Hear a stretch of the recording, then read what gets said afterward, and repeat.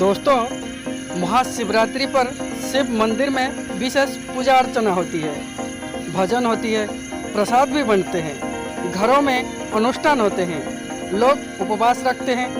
क्या आप जानते हैं भगवान शिव की 12 ज्योतिर्लिंग देश के अलग अलग भागों में स्थित है। इन्हें द्वादश ज्योतिर्लिंग के नाम से जाना जाता है। इन ज्योतिर्लिंगों के दर्शन, पूजन, आराधना से भक्तों की जन्म जन्मांतर की सारे पाप समाप्त हो जाते हैं। भगवान शिव को लेकर एक विशेष सीरीज में हम आज आपको बता रहे हैं शिव जी की 12 ज्योतिर्लिंग के बारे में। दोस्तों, हमारा YouTube channel Bharat Darshan with Raja में आप सबका स्वागत है। अगर अभी तक आप लोग ने हमारे चैनल को सब्सक्राइब नहीं किया है तो चैनल को सब्सक्राइब कर दीजिए और पास में आए बेल आइकन को दबा दीजिए।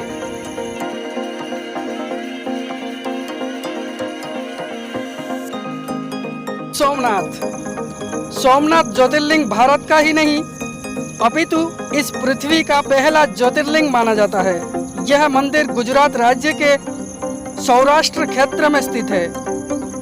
शिव पुराण के अनुसार जब चंद्रमा को दक्ष प्रजापति ने क्षय रोग होने का श्राप दिया था, तब चंद्रमा ने इसी स्थान पर तप करके श्राप से मुक्ति पाई थी। ऐसा भी कहा जाता है कि इस शिवलिंग की स्थापना स्वयं चंद्रदेव ने किया था। मल्लिकार्जुन, यह ज्योतिर्लिंग आंध्र प्रदेश के कृष्णा नदी के तट पर श्री शैल नाम के पर्वत पर स्थित है। इस मंदिर का महत्व भगवान शिव के कैलाश पर्वत के समान कहा जाता है। अनेक धार्मिक शास्त्र इसके धार्मिक और पौराणिक महत्व की व्याख्या करते हैं। कहते हैं कि इस ज्योतिर्लिंग के दर्शन करने मात्र से ही व्यक्ति को उसकी सभी पापों से मुक्ति मिल जाती है।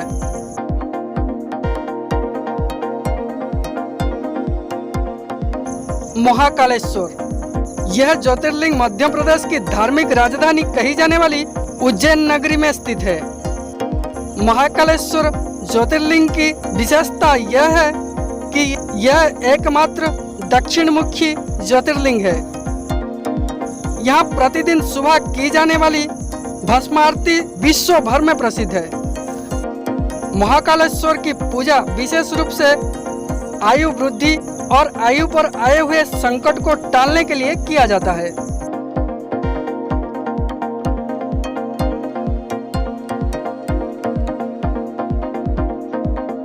ओंकारेश्वर, ओंकारेश्वर ज्योतिर्लिंग मध्य प्रदेश के प्रसिद्ध शहर इंदौर के समीप स्थित है।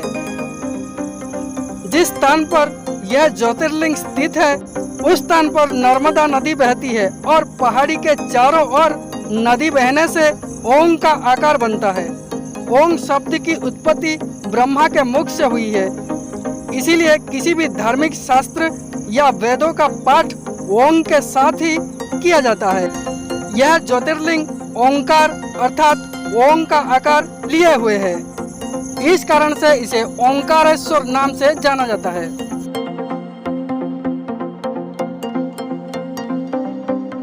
केदारनाथ, केदारनाथ स्थित ज्योतिर्लिंग भी भगवान शिव के 12 प्रमुख ज्योतिर्लिंगों में आता है। यह उत्तराखंड में स्थित है। बाबा केदारनाथ का मंदिर बद्रीनाथ के मार्ग में स्थित है। केदारनाथ का वर्णन स्कंद पुराण एवं शिव पुराण में भी मिलता है। यह तीर्थ भगवान शिव को अत्यंत प्रिय है। जिस प्रकार कैलाश का महत्व है उसी प्रकार का महत्व शिव जी ने केदार क्षेत्र को भी दिया है।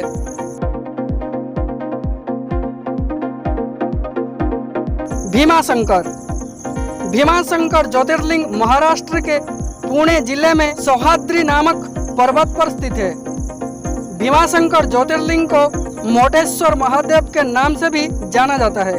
इस मंदिर के विषय में मान्यता है कि जो भक्त श्रद्धा से इस मंदिर के प्रतिदिन सुबह सूर्य निकलने के बाद दर्शन करता है उसके 7 जन्मों का पाप दूर हो जाते हैं तथा उसके लिए स्वर्ग का द्वार खुल जाता है।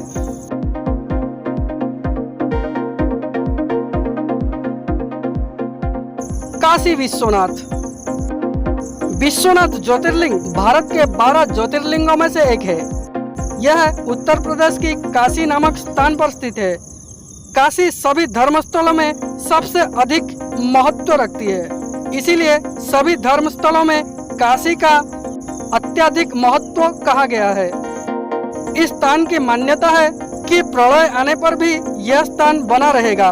इसकी रक्षा के लिए भगवान शिव इस स्थान को अपने त्रिशूल पर धारण कर लेंगे और प्रलय के टल जाने पर काशी को उसके स्थान पर पुनः रख देंगे।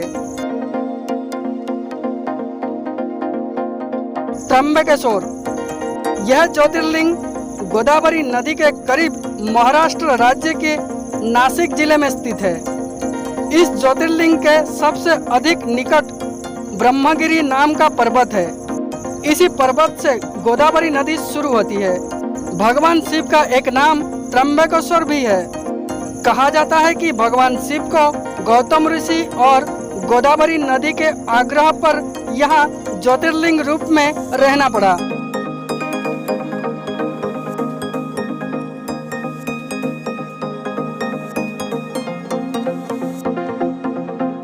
बैद्यनाथ, श्री बैद्यनाथ शिवलिंग का समस्त ज्योतिर्लिंग की गणना में 9वें स्थान बनाया गया है। भगवान श्री बैद्यनाथ ज्योतिर्लिंग का मंदिर जिस स्थान पर अवस्थित है उसे बैद्यनाथ धाम कहा जाता है।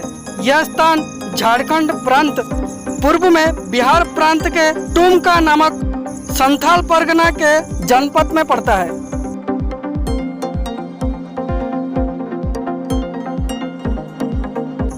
नागेश्वर ज्योतिर्लिंग, यह ज्योतिर्लिंग गुजरात के बाहरी क्षेत्र में द्वारिका स्थान में स्थित है। धर्मशास्त्रों में भगवान शिव नागों का देवता है और नागेश्वर का पूर्ण अर्थ नागों का ईश्वर है। भगवान शिव का एक अन्य नाम नागेश्वर भी है। द्वारकापुरी से भी नागेश्वर ज्योतिर्लिंग की पूरी 17 मील की दूरी है। इस ज्योतिर्लिंग की महिमा में कहा गया है कि जो व्यक्ति पूर्ण श्रद्धा और विश्वास के साथ यहाँ दर्शन के लिए आता है उसकी सभी मनोकामनाएं पूरी हो जाती हैं।